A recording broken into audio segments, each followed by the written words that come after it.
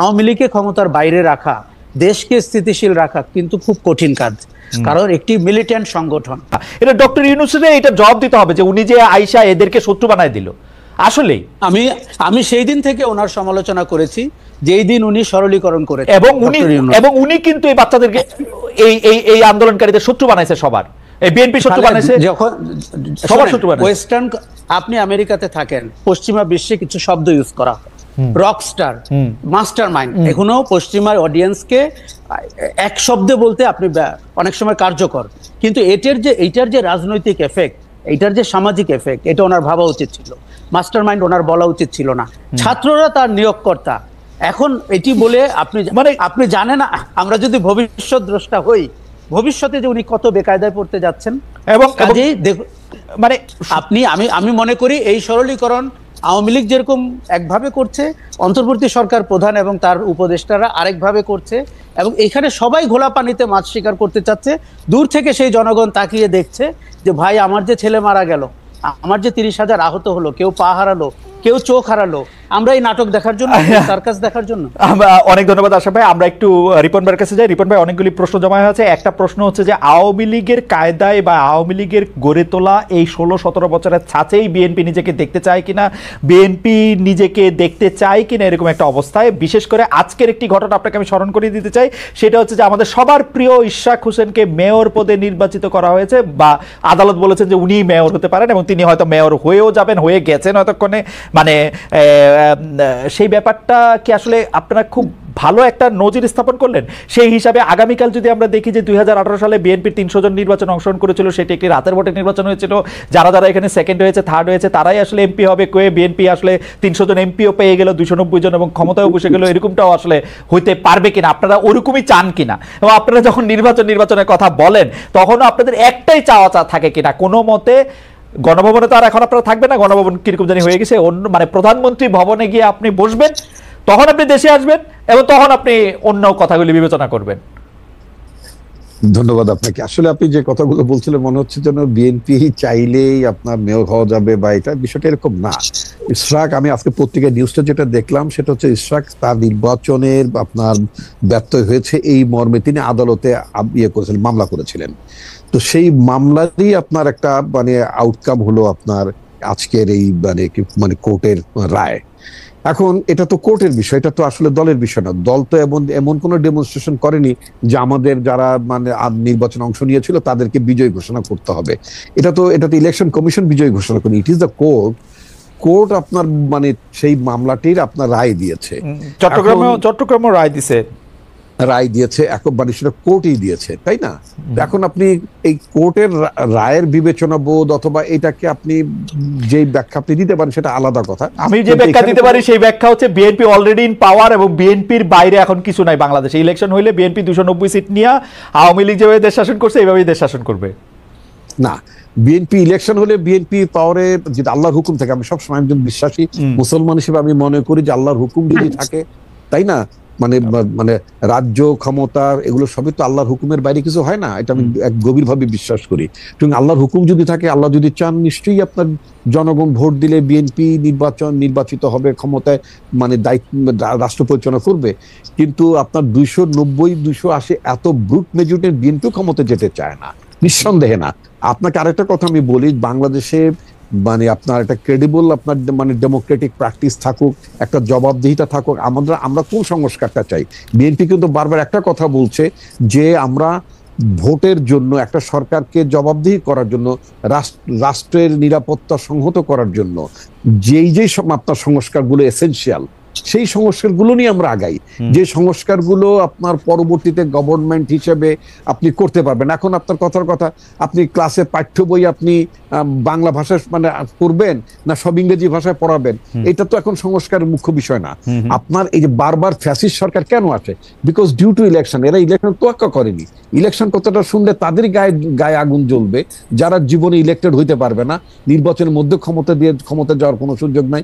Recently আপনি আরেকটা দেখবেন কথা বলছে যে যেটা আমার পার্টি এটা ভিন্ন মত পোষণ করেছে, সেটা হচ্ছে সংখ্যানুপাতে মানে আপনার মানে চাই কি বলে মানে নির্বাচন। আচ্ছা রিপন ভাই একটা হাইপোথেটিক্যাল প্রশ্ন করি, ধরেন আজকে থেকে 1 বছর পরে নির্বাচন হইলো, তো 1 বছর পরে নির্বাচন হইলে আপনারা কি এনসিপি রে ভয় পান যে এনসিপি একটু এখন কিছু আসন পাইলে ওই সময় আরেকটু বেশি আসন পাবে, এরকম মনে করেন? না না না, আমি আদৌ তা মনে করি, আমি ব্যক্তিগতভাবে আমি আদৌ তা মনে করি না এবং আমার দলও তা মনে করে না। তাহলে আর আপনারা ইলেকশনটা তাড়াতাড়ি করার প্রেসারটা কেন দিচ্ছেন? ইলেকশনটা তাড়াতাড়ি করার প্রেশার দিচ্ছ যে কথাটা বলে, এটা তো একটা নির্বাচনী সূত্র। গণঅভ্যুত্থান যে আপনি আশরাফ কায়সার বলেছেন, আপনি বলেছেন একটা দীর্ঘ, আমরা বলবো কিন্তু বিএনপি দেখেন স্টেক হোল্ডার, বিএনপি কেন বলবে? বিএনপি ওয়েট করবে যখন ইলেকশন হবে তখন ইলেকশন হবে, আমরা বলবো না না, অনির্বাচিত সরকার যতদিন ক্ষমতা থাকবে ততদিন এখানে ষড়যন্ত্র থাকতে পারে। এই যে গত 3-4 দিন বাংলাদেশের যে গুজবের ফ্যাক্টরিতে পরিণত হয়েছিল এই জরুরি অবস্থা। রিপন ভাই আপনি আমার থেকে অনেক ভালো জানেন, আপনি গুজবের ফ্যাক্টরির কথা বলতেছেন। আমরা কি দেখতেছি? আমরা দেখতেছি শাহাদাত সাহেব চট্টগ্রামে মেয়র হয়েছে, ইশাক সাহেব ঢাকায় মেয়র হয়েছে, অ্যাটর্নি জেনারেল আপনাদের লোক, আইন আদালতে গিয়ে তারেক সাহেবের সব মামলা তুলে নেওয়া হয়েছে বা খালাস হয়ে গেছে, বেগম জিয়ার মামলা পরের দিন খালাস হয়ে গেছে। সেক্রেটারি যারাই প্রশ্ন করি, আমি তো কিছুদিন সরকারি চাকরি করছি জানি, যারাই প্রশ্ন করি সে নিজের প্রথমে বলে না যে ভাই তোমার সাথে বিএনপির কোন লিডারের কথা হলে তুমি কিন্তু বললো আমি কিন্তু বিএনপির লোক। এই সিস্টেমটা তো ভাঙতে হবে। কেন তাকে বলতো সে বিএনপির লোক? আমি তো বারবার আমি তো রাজনীতি করি, আমি যখন আমার এলাকায় যাই, I met my SP DC আপনার ইউনো, তাদেরকে মিট করছি। আমি একটা কথা বলতাম যে প্রজাতন্ত্রের কর্মকর্তা হিসেবে আপনি কখনই বিএনপির লোক আপনার পরিচয় দেওয়ার দরকার নেই। যেমন আপনি আওয়ামী লীগের লোক পরিচয় যদি দিয়ে থাকেন, সেটাকে যেমন আমরা মানে অন্যায্য মনে করছি, সমালোচনা করছি, একইভাবে আপনি কখনো বিএনপির লোক হিসেবে পরিচয় দেবেন সেটাকেও কিন্তু আমরা সমালোচনা করব, নিন্দা করব এবং আমরা এটাকে মোটেই প্রশ্রয় দেব না। ভাই আমরা একটু আওয়ামী লীগকে নিয়ে কেন জুলাইয়ের মিত্রদের মধ্যে এটা হলো, এটা একটু প্রথম কথা আমি বলি যে জুলাইয়ের মিত্রদের মধ্যে এখন ভোটের অঙ্ক কাজ করছে, তারা রাজনৈতিক গেইন পাওয়ার চেষ্টা করছেন। আওয়ামী লীগের সংগঠনের যে ভোট রয়েছে, সমর্থকদের যে ভোট রয়েছে, এখন আওয়ামী লীগ নির্বাচনে এলে নামকাও আসতে একটা পার্টিসিপেটরি নির্বাচন হলো, কিন্তু তারা ক্যান্ডিডেট দিতে পারবে না। অতএব আওয়ামী লীগের ভোটগুলো পেয়ে সব দল, 3টি দল স্বপ্ন দেখছে যে এখান থেকে বেনিফিশিয়ারি হয়ে পার্লামেন্টে তারা সংখ্যাগরিষ্ঠ আসন করবে। কিন্তু এইখানে তারা যেটি ভুলে যাচ্ছে নীতি নৈতিকতার প্রশ্নটি, যে আপনি কাউন্সিলরের সাথে কমিশনারদের সাথে যে আলাপ করছেন, সেই লোক তো বন্দুক হাতে জুলাইতে রাস্তায় ছিল। কাজে তখন আপনার দ্বিধা লাগছে না ভাবতে যে শহীদদের রক্তের উপরে দাঁড়িয়ে আপনি বেমানি করছেন? আমরা 3টি দলকেই তাদের কোনো আচরণে দেখতে পাচ্ছি গণ অভ্যুত্থানকে ভুলে যেতে, এবং কোনো দল গণ অভ্যুত্থানের চেতনাকে পাশ কাটিয়ে নির্বাচনকে সামনে এনে তাদের ক্ষমতায় যাওয়ার পথ সুনিশ্চিত করতে চাচ্ছে। এখন আমি আপনাকে বলি যে বিএনপির ব্যাপারে তার একটা পারসেপশন তৈরি হয়েছে যে বিএনপি সংস্কার চায় না চেয়ে নির্বাচন করে ক্ষমতায় যেতে চায়।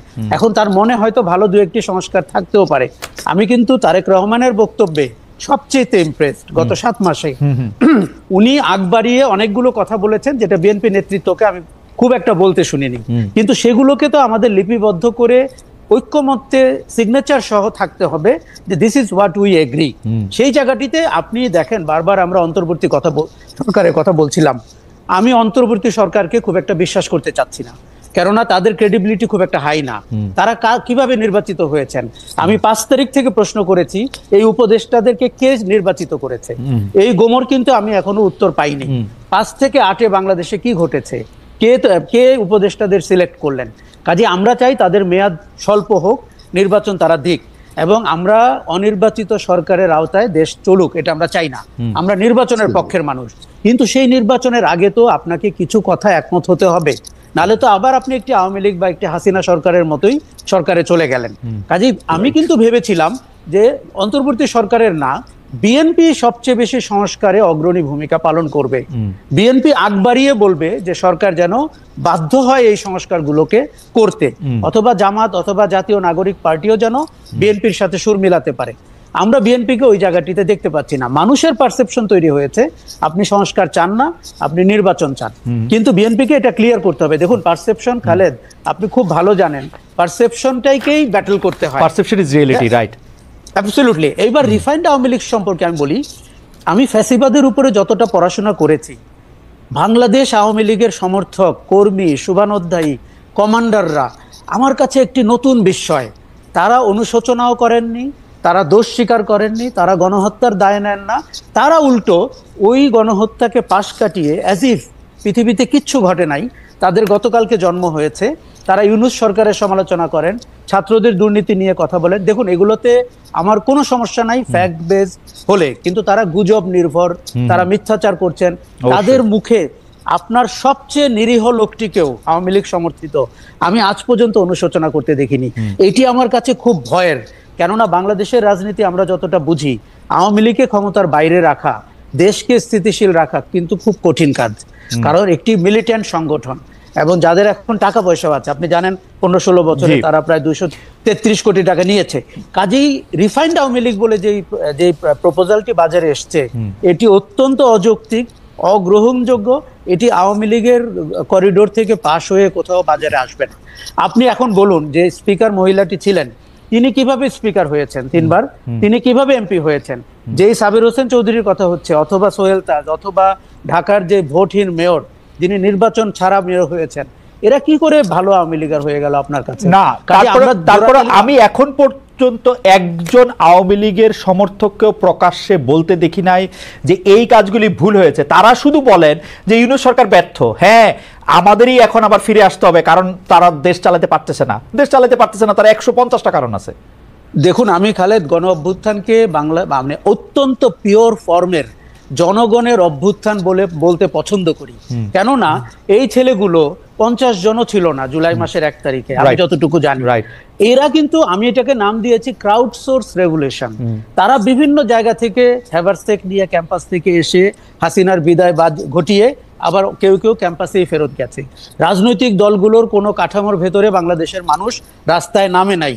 পরপর 3টি খারাপ নির্বাচন হওয়ার পরেও, এত মানুষ গুম খুন হওয়ার পরেও, এত অত্যাচার হওয়ার পরেও, তার মানে হচ্ছে জনগণের হাতে শেখ হাসিনার বিদায় হয়েছে, জনগণের হাতে, ছাত্র জনতার হাতে আওয়ামী লীগ শাসনের পতন হয়েছে।